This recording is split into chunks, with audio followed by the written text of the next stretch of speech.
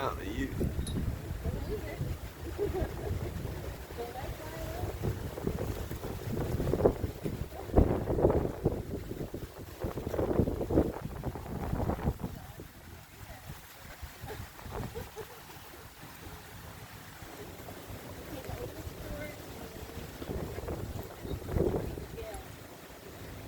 Good morning.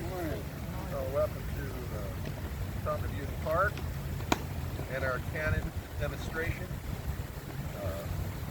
So what we do down here is we actually demonstrate two weapons.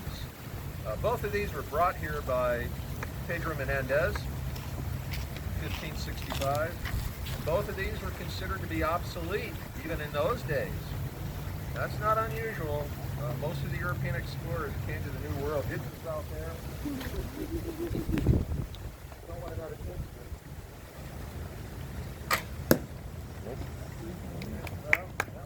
That was good. No, that was good.